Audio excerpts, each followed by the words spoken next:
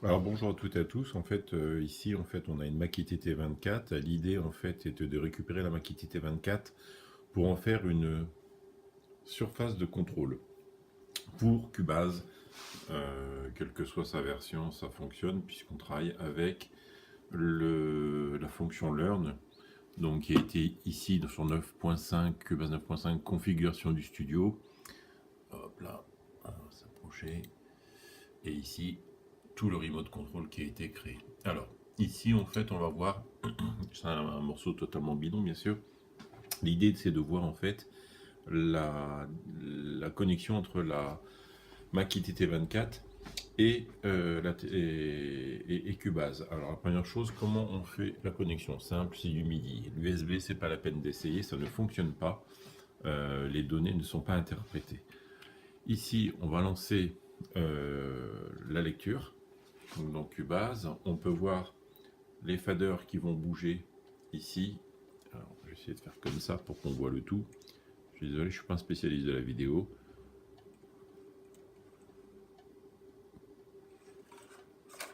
Voilà. Donc là, on peut voir en fait les deux.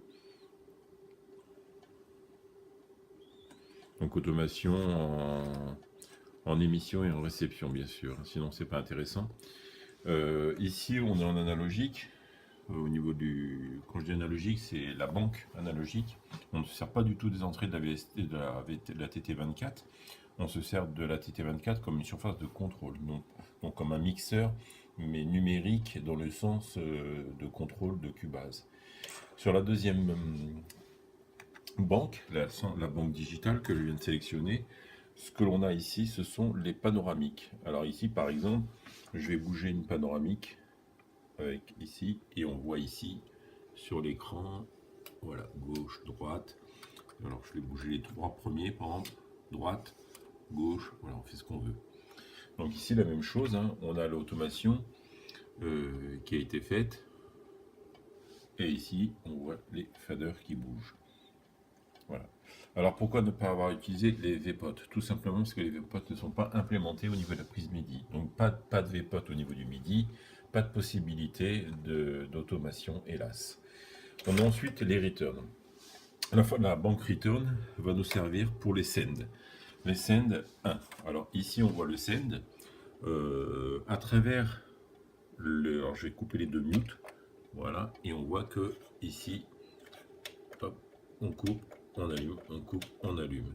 Genre nous allumer et éteindre 4 en même temps. Voilà. On peut faire tout ce qu'on veut sans problème. Ici, alors bien sûr ça s'allume et ça s'éteint tout seul parce que ici, si je recule un petit peu, on se rend compte. On va revenir en arrière.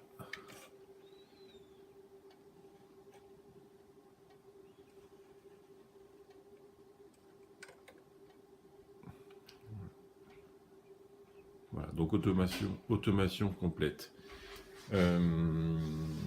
On a aussi l'automation du rewind, etc. de Cubase. Alors ici, par exemple, j'appuie là. Et là, en fait, qu'est-ce que j'ai? Voilà, là, je l'arrête, en avant, en arrière, stop. Et même la fonction record ici. Donc si j'appuie là, alors je vais essayer de faire ça comme ça. Et je vais essayer de mettre le. Alors, je vais faire ça comme ça. Hop. Je vais mettre le transport. Je suis désolé pour la qualité de la vidéo, ça ne doit pas être top. Mais ça permet de comprendre un tout petit peu. Donc ici, le mute qui est là, je l'ai mis sur la fonction record de Cubase. Donc sur le transport. Alors on va essayer. Ah, cette fois je vais le faire comme ça. Voilà. Voilà. Automatiquement Cubase se met en route. Ok. Fonction stop. Avancer. Reculer. Voilà. Voilà ce qu'on peut dire pour la TT24. Donc en fait, pour ceux qui cherchent une surface de contrôle qui soit vraiment mouse, sur lequel on a tout, voilà, c'est pas mal. Après, c'est un gros investissement par rapport à ça, donc je pense qu'il y a d'autres solutions qui sont mieux. Maintenant, si vous avez ça en ce moment chez vous, Vous êtes un groupe de rock, par exemple, vous voulez enregistrer, la maquette IT24 vous suit partout, vous pouvez faire des lives, enregistrer. Et mieux que ça, c'est que vous allez pouvoir mixer dans votre Cubase ou Logic ou ce que vous voulez à travers la maquette IT24 en l'utilisant en tant que surface de contrôle. Voilà, à bientôt.